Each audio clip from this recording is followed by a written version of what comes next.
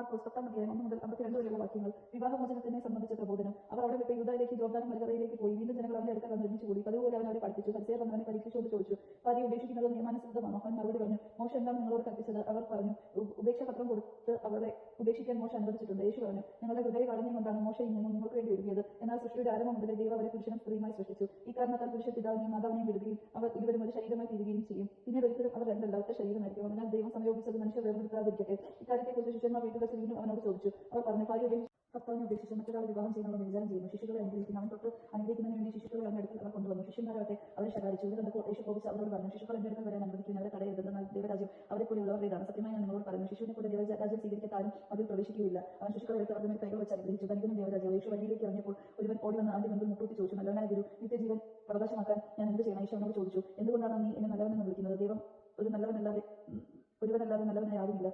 പ്രമാണങ്ങൾ നിനക്ക് അറിയാമല്ലോ. ഒരാളുടെ വ്യഭിചാരം ചെയ്യരുത്, മോഷ്ടിക്കരുത്, കള്ളസാക്ഷ്യം നൽകരുത്, വഞ്ചിക്കരുത്, പിതാവിനെയും മാതാവിനെയും ബഹുമാനിക്കുക. അവൻ പറഞ്ഞു, ഗുരു, ചെറുപ്പം മുതൽ ഞാൻ ഇവയെല്ലാം പാലിക്കുന്നുണ്ട്. യേശു സ്നേഹപൂർവ്വം അവനെ കടാക്ഷിച്ചുകൊണ്ട് പറഞ്ഞു, നിനക്കൊരു കുറവുണ്ട്, അപ്പോൾ നിനക്കുള്ളതെല്ലാം വിറ്റ് ദരിദ്രർക്ക് കൊടുക്കുക, അപ്പോൾ സ്വർഗ്ഗത്തിൽ നിനക്ക് നിക്ഷേപം ഉണ്ടാവും. പിന്നെ വന്ന് എന്നെ അനുഗമിക്കുക. ഈ വചനം കേട്ടവൻ വിശ്വാസിച്ച് സങ്കടത്തോടെ തിരിച്ചുപോയി. കാരണം അവന് വളരെയേറെ സമ്പത്തുണ്ടായിരുന്നു. യേശു ചുറ്റും നോക്കി ശിഷ്യന്മാരോട് പറഞ്ഞു, സമ്പന്നൻ ദൈവരാജ്യത്തിൽ പ്രവേശിക്കുക എത്ര പ്രയാസം. അവന്റെ വാക്ക് കേട്ട് ശിഷ്യന്മാർ വിസ്മയിച്ചു. യേശു വീണ്ടും അവരോട് പറഞ്ഞു, മക്കളെ, ദൈവരാജ്യത്തിൽ പ്രവേശിക്കുക എത്ര പ്രയാസം. ധനവാൻ ദൈവരാജ്യത്തിൽ പ്രവേശിക്കുന്നതിനേക്കാൾ എളുപ്പം മുട്ടവും സൂചിക്കുഴിയിലൂടെ കടക്കുന്നതാണ്. അവർ അത്യന്തം വിസ്മയഭരിതരായി ചോദിച്ചു, അങ്ങനെയെങ്കിൽ രക്ഷപ്പെടാൻ ആർക്ക് കഴിയും? യേശു അവരുടെ നേരെ നോക്കി പറഞ്ഞു, മനുഷ്യന് അസാധ്യമാണ്, ദൈവത്തിന് അങ്ങനെയല്ല, അവർത്തേക്ക് എല്ലാം സാധിച്ചു. പത്രോസ് പറഞ്ഞു, ഇതാ ഞങ്ങളെല്ലാം ഉപേക്ഷിച്ച് എന്നെ അനുഗമിച്ചിരിക്കുന്നു. യേശു പ്രതികരിച്ചു, സത്യമായി ഞാൻ നിങ്ങളോട് പറയുന്നു, എന്നെ പ്രതി സുവിശേഷത്തെ പ്രതിയും പണത്തെയോ സഹോദരന്മാരെയോ സഹോദരിമാരെയോ മാതാവിനെയോ പിതാവിനെയോ മക്കളെയോ വയലുകളെയോ ത്യജിക്കുന്നവരെല്ലാവർക്കും ഇവിടെ വെച്ച് തന്നെ 100 ഇരട്ടി ലഭിക്കാതിരിക്കില്ല. ഭവനങ്ങളും സഹോദരന്മാരും സഹോദരിമാരും മാതാപിതാക്കളും മക്കളും വയലുകളും അവയോടൊപ്പം പീഡനങ്ങളും വരാനിരിക്കുന്ന കാലത്ത് നിത്യജീവനും. എന്നാൽ മുൻപന്മാരിൽ പലരും പിൻപന്മാരും പിൻപന്മാരിൽ പലരും മുൻപന്മാരുമാകും. പീഡാനുഭവ ഉത്ഥാനം. മൂന്നാം പ്രവചനം. അവർ ജെറുസലേമിലേക്കുള്ള വഴിയെ നടന്നു പോകുകയായിരുന്നു. യേശു അവരുടെ മുൻപിൽ നടന്നിരുന്നു. അവർ വിസ്മയിച്ചു. അനുയാത്ര ചെയ്തിരുന്നവർ ഭയപ്പെടുകയും ചെയ്തു. അവർ 12 പേരെ അടുത്ത് വിളിച്ച് തനിക്ക് സംഭവിക്കാതിരിക്കുന്ന കാര്യങ്ങൾ പറയാൻ തുടങ്ങി. ഇതാ നമ്മൾ ജെറുസലേമിലേക്ക് പോകുന്നു. മനുഷ്യപുത്രൻ പ്രധാന പുരോഹിതന്മാർക്കും നിയമജ്ഞർക്കും ഏൽപ്പിക്കപ്പെടും. അവർ അവനെ മരണത്തിൽ വിധിക്കുകയും വിജാതികൾക്ക് ഏൽപ്പിച്ചു കൊടുക്കുകയും ചെയ്യും. അവർ അവനെ പരിഹസിക്കുകയും അവനെ മേൽ തുപ്പുകയും അവനെ പ്രവചിക്കുകയും വിധിക്കുകയും ചെയ്യും. 3 ദിവസത്തിന് ശേഷം അവൻ ഉയർത്തെഴുന്നേൽക്കും. സെബെദെയ പുത്രന്മാരായ യാക്കോബും യോഹന്നാനും അവനെ സമീപിച്ച് അപേക്ഷിച്ചു, ഗുരു, ഞങ്ങൾ അങ്ങയോട് അപേക്ഷിക്കുന്നതെന്നും ഞങ്ങൾക്ക് ചെയ്തു തരണമെന്ന് ഞങ്ങൾ ആഗ്രഹിക്കുന്നു. അവൻ ചോദിച്ചു, നിങ്ങൾക്ക് വേണ്ടി ഞാൻ എന്ത് ചെയ്യണമെന്നാണ് നിങ്ങൾ ആഗ്രഹിക്കുന്നത്? അവർ പറഞ്ഞു, അങ്ങയുടെ മഹത്വത്തിൽ ഞങ്ങൾക്ക് ഒരാൾ അങ്ങയുടെ വലതുവശത്ത് മറ്റൊരാൾ ഇടതുവശത്ത് ഉപവിഷ്ടരാകാൻ അനുവദിക്കും. യേശു പ്രതികരിച്ചു, നിങ്ങൾ ആവശ്യപ്പെടുന്നത് എന്തെന്നാണ് നിങ്ങൾ അറിയുന്നില്ല. ഞാൻ കുടിക്കുന്ന പാനപാത്രം കുടിക്കാനും ഞാൻ സ്വീകരിക്കുന്ന സ്നേഹം സ്വീകരിക്കാനും നിങ്ങൾക്ക് കഴിയുമെന്ന് അവർ മറുപടി പറഞ്ഞു.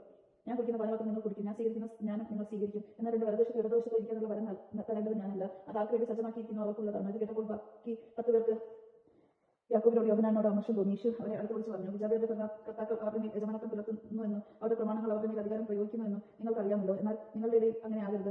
നിങ്ങളിൽ വലിയവനാകാൻ ആഗ്രഹിക്കുന്നവർ നിങ്ങളുടെ ശുശ്രൂഷകനായിരിക്കണം. നിങ്ങളിൽ ഒന്നാമനാകാൻ ആഗ്രഹിക്കുന്നവർ എല്ലാവരുടെയും ദാസന്മാരായിരിക്കണം. മനുഷ്യപുത്രൻ വന്നിരിക്കുന്നത് ശുശ്രൂഷിക്കപ്പെടാനല്ല, ശുശ്രൂഷിക്കാനും സ്വന്തം ജീവൻ അനേകർക്ക് വേണ്ടി മോചനദ്രവ്യമായി നൽകാനും അത്രേ. ബർത്തിമേസിനെ കാഴ്ച നൽകുന്നു. അവർ ജെറിക്കോയിലെത്തി. അവൻ ശിഷ്യന്മാരോട് വലിയ ഒരു ജനാവലിയോടും കൂടി ജെറിക്കോ വിട്ട് പോകുമ്പോൾ തിമോഥെയോസിന്റെ പുത്രനായ ബർത്തിമേസ് എന്ന അന്ധയാചകൻ വഴിയരികിൽ ഇരിപ്പുണ്ടായിരുന്നു. നസ്രാണിയായ യേശു അവൻ പോകുന്നതെന്ന് പറഞ്ഞപ്പോൾ അവൻ ഉച്ചത്തിൽ വിളിച്ചു പറഞ്ഞു, ദാവീദിന്റെ പുത്രനായ യേശുവേ, എന്നിൽ കനിയണം. നിശബ്ദനായിരിക്കുവാൻ പറഞ്ഞുകൊണ്ട് പലരും അവനെ ശകാരിച്ചു. എന്നാൽ അവൻ കൂടുതൽ ഉച്ചത്തിൽ വിളിച്ചു പറഞ്ഞു, ദാവീദിന്റെ പുത്രാ, എന്നിൽ കനിയണം. യേശു പെട്ടെന്ന് നിന്നിട്ട് പറഞ്ഞു, അവനെ വിളിക്കുക. അവർ അന്ധനെ വിളിച്ച് അവനോട് പറഞ്ഞു, ധൈര്യമായിരിക്കുക, എഴുന്നേൽക്കുക, യേശു എന്നെ വിളിക്കുന്നു. അവൻ പുറം കുപ്പായം ദൂരെ എറിഞ്ഞ് കുതിച്ചു ചാടി യേശുവിന്റെ അടുത്തെത്തി. യേശു ചോദിച്ചു, ഞാൻ നിനക്ക് വേണ്ടി എന്ത് ചെയ്യണമെന്നാണ് ഞാൻ ആഗ്രഹിക്കുന്നത്? അന്ധൻ അവനോട് പറഞ്ഞു, ഗുരു, എനിക്ക് കാഴ്ച വീണ്ടും കിട്ടണം. യേശു അവനെ കുറിച്ചുള്ള അവന്റെ വിശ്വാസം എന്നെ രക്ഷിച്ചിരിക്കുന്നു. ഭക്ഷണം അവന് കാഴ്ച ലഭിച്ചു. അവൻ യേശുവിനെ അനുഗമിച്ചു. ദൈവജനമാണ് നാം കേട്ടത്. നമുക്ക് ദൈവത്തെ സ്തുതിക്കാം. ക്രിസ്ത്യാനിക്ക് സ്തുതി.